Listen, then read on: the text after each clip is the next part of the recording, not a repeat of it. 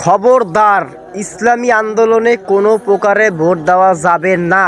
কেননা আলেমরা যদি আসে তাইলে কিন্তু ভাই আমরা কিন্তু আর চাঁদাবাজি করতে পারবো না, জুলুম করতে পারবো না, ওই লুচ্চামি চোট্টামি ওই আর একজনের মা বোনের অন্যদের টান দিম এগুলো পারবো না। সুতরাং আমরা চাই যে একটা ইসলামিক দল এই বাংলাদেশের ভিতর প্রতিষ্ঠিত না হোক। আমরা চাই যে চেতনার দলের ভোট দিয়ে চেতনার দলের জিতামু। আমরা যা জুলুমবাজি রাহাজানি চুরি ডাকাতি যা আছে সব করবো। কে ভাই এত বছর মনে করেন পকেট খালি, পকেট ভরা লাগবে না। সুতরাং আমরা আরে ভোট দিব না। আর ভোট তো মনে করেন ভোট দিলে তো মনে করেন ওই যে মুক্তিযুদ্ধই রাখবে না। আর যদি ইসলামী আন্দোলনের জিতাইয়ে ফালাই লাভ কি? ওই চেতনার দল আইলেও আমাকে কাম করে খাওয়া লাগবে, আর ইসলামী দল আইলেও কাম করে খাওয়া লাগবে।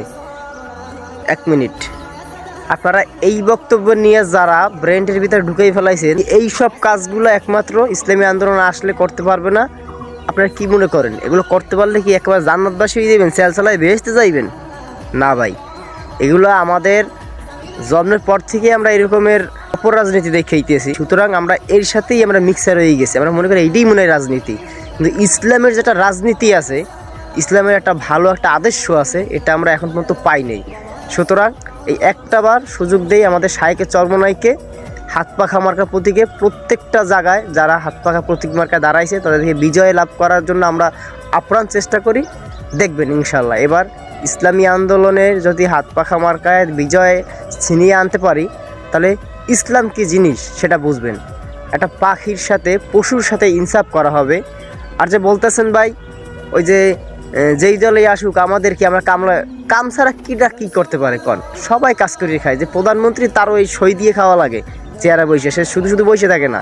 সুতরাং আমরা কাজ করেই খাবো, কিন্তু এর ভিতরে শান্তি আছে, প্রশান্তি আছে। কেউ জুলুমবাজি করবে না, একটা কিছু হইলে এটা একটা ন্যায় বিচার পাওয়া যাবে। রাষ্ট্রপ্রধান তার কাছে এইটাই আমরা কাম্য করি। সুতরাং যে আমাদের হাতিগোড়া বানাই দেবে এটা কোনো বিষয় না, এটা হলো সম্পূর্ণ ভুকাস একটা কথা। হ্যাঁ, হাতিগোড়া বানাবে যারা চুরি চোট্টামি করে খাইবে, চাঁদাবাজি করিয়ে, হ্যাঁ হাতিগোড়া বানাবে, আর হ্যাগো পক্ষেই হেরা ভোট দেবে। সুতরাং এখন এই বাংলাদেশে একটা সম্পূর্ণ সুযোগ, বাদ বাকিটা আপনাদের উপরে ডিপেন্ড করতেছে যে আপনারা ভালো চান বাংলাদেশের না খারাপ চান। আর একটা কথা বলবো যে 12 তারিখ সারাদিন হাত পাখা মার্কায় ভোট দিন।